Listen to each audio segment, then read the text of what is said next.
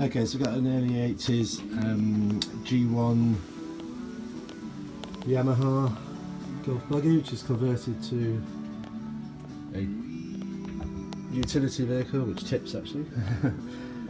What I'm going to do is, because of this oil reservoir which injects oil into the fuel, I'm going to disregard it because it's too old, and as you can see, she's sprung a leak, an oil leak. I think it's somewhere on the top there. It might be that top screw, and causing havoc everywhere, but worstly on the lawn and everything, so I can't park her up and leave her there for very long because it all just drips out. On the carburettor you can see that, where are we there? That is this wire which just goes, this hose goes underneath there and plugs in. Make sure it's the one that actually goes down to the oil pump. And then now we need to just seal up the carburettor and then seal up all the rest, just in case we want to bring it back into play in the future. Something on the exhaust we've got to do as well. Steal a bit of the hose, not a lot, enough so that there's enough to bend it back over. Now committed.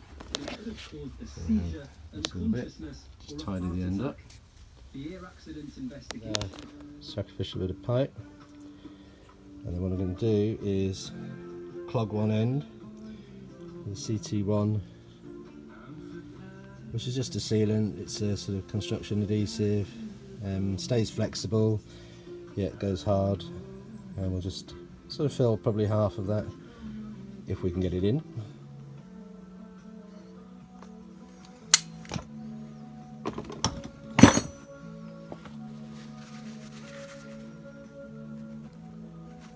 Squeeze it in. So there she is on. It's really so that if we do reinstate the oil injection side, we can just probably buy a new pipe there, and we haven't got it. We're not clogging up the carburettor. And then what we'll do is I'll just get this bit, which is the other end of it, fold it over a couple of times and just cable tie it. Another reason for getting rid of the oil injection system in it is the exhaust is pretty tired and got some holes in it, so I'm just patching it up, and what they do is they clog up. So the sensor here, which links to the oil, so the faster you drive the more it puts pressure, which runs a little pump which puts more oil back into the carburetors for the mix, but they get clogged and your engine just goes pop. So this way at least we know we're definitely getting petrol and oil mixed by putting it in the tank. And then while it's out, I've just sort of had a few little pit holes and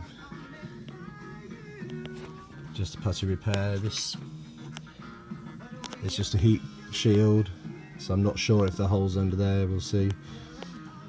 But keep patching, eventually you get a new one.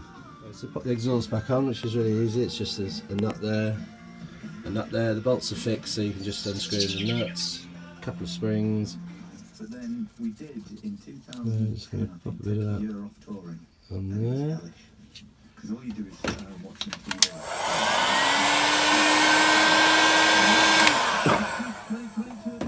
January 2020, Friday 17th, Nottingham Arena, and then on to Bridlington and Hull and Edinburgh and Blackpool like and that. Birmingham and Plymouth and Bournemouth and Brighton And and then Cardiff. pop something over there. Also, this is again out about. So you can see I folded that back over itself, and now I'm just popping another bit over. I'll just try and see whether we can get a little bit further over. Just get another seal.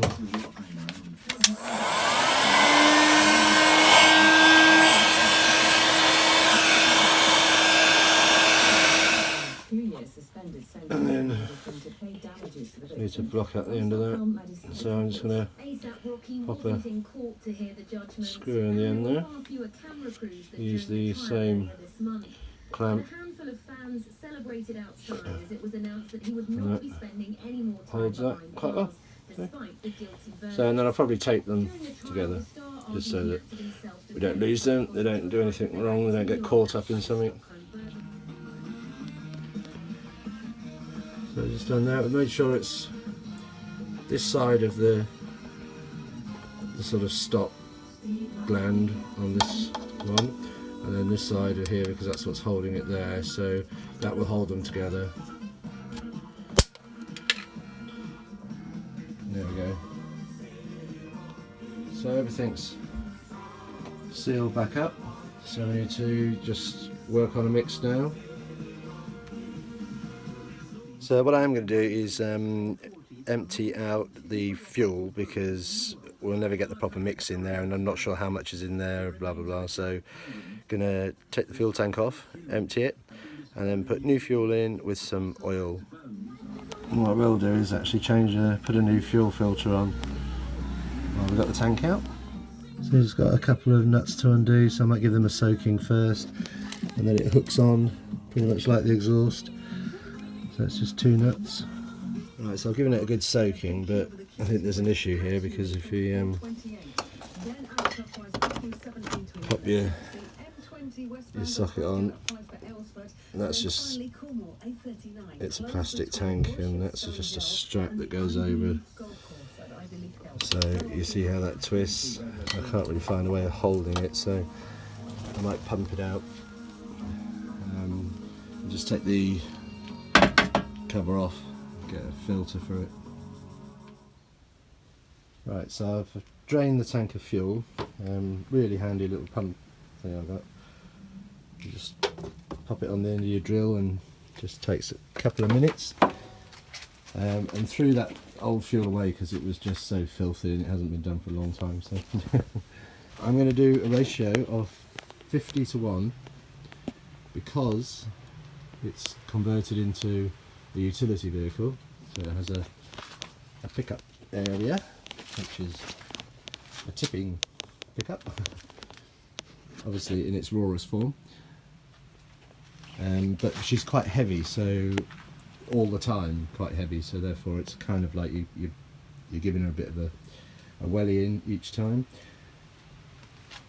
So I'm going to do 20 litres of fresh fuel to 400 millilitres of some good 2-stroke oil. That gives me a ratio exactly of 50:1. Obviously don't tell the other half that you're going to use her measuring jug, just got to clean it and put it back.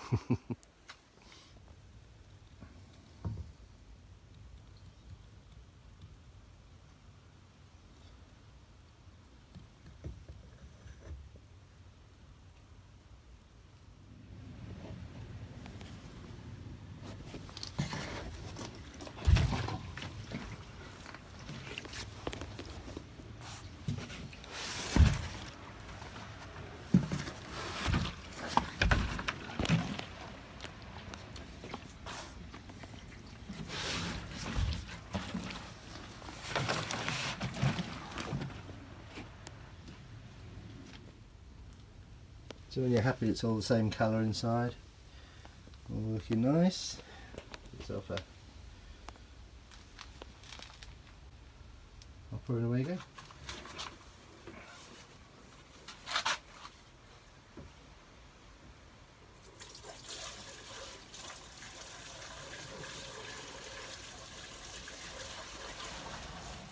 There's a really good little website, I'll pop it up under now, which will tell you if you're trying to achieve a certain ratio mix of sort of, 20:1, 30:1, whatever, you can then put in your fuel, the ratio you want, and then it will tell you the oil and everything. So really, really cool, good site, very simple. Because I don't really use that much, not all the time anyway. I cut a little hole in the side of the body there, and on the battery I have these, so I can just undo it on the earth cable, and then when I want to use it I just tighten it up. It's all ready to go. Keeps your battery charged. Easy. There we go, still back to normal. I have no idea what's going to happen. You know that moment where all your hard work could be in total vain. Let's see what she's doing then. I've got a switch on the side actually, rather than the key. There's some forward, key is on, bit of choke.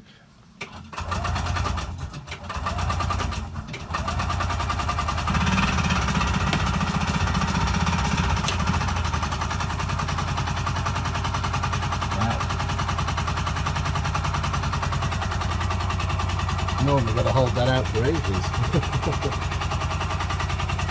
Choke points. Right, I'm surprised.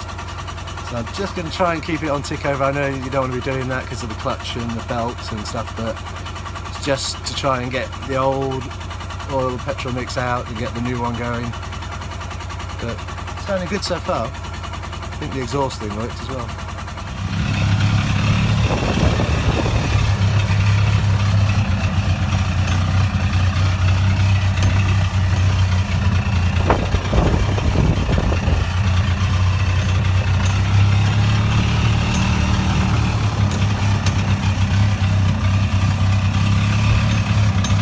Well, I have to be honest, she hasn't run like this for a long time.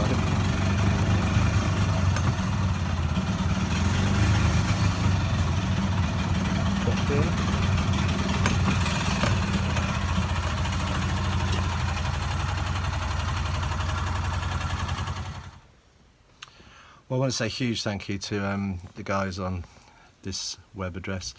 This blog really helped me. Just these little things, isn't it? And hopefully this can help somebody else out there. So this is my way of paying it forward. Good luck with it. Go for it.